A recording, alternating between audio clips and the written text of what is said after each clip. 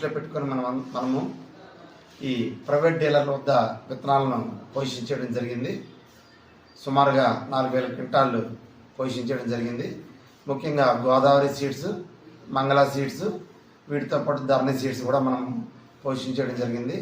లెక్కడాం సెంటర్లో అదేవిధంగా పురతనపల్లి కేంద్రంలో ఈ యొక్క విత్తనాలు ఉన్నాయి. మరి రైతులందరూ కూడాను విత్తనాలు కొనేటప్పుడు ప్రైవేటు డీలర్ల వద్ద నుండి తప్పనిసరిగా బిల్లును తీసుకోవాలి.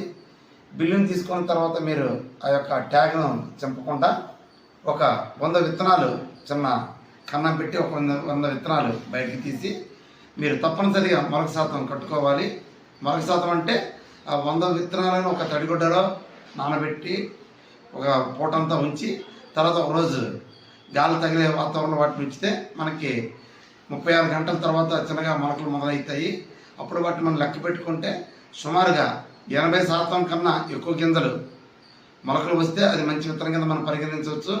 60% కన్నా తక్కువగానే మొలకలు వస్తే మాత్రం అట్టి విత్తనాలను మీరు వెనక్కి మరలా డీలర్కి ఇచ్చేసి మీరు కొత్త విత్తనాల బస్తా తీసుకోవచ్చు, లేదా మీరు చెల్లించిన డబ్బులను తిరిగి తీసుకోవచ్చు. ఎవరైనా డీలర్ మీకు ఇబ్బంది పడితే నా యొక్క నంబర్కి ఫోన్ చేసి మీరు ఫిర్యాదు చేయవచ్చు. కాబట్టి ప్రతి ఒక్క రైతు సోదరులు గమనించి మీరు విత్తనాలు కొనుగోలు చేసిన తర్వాత తప్పనిసరిగా విత్తన మొలక శాతాన్ని మీరు కట్టాలి.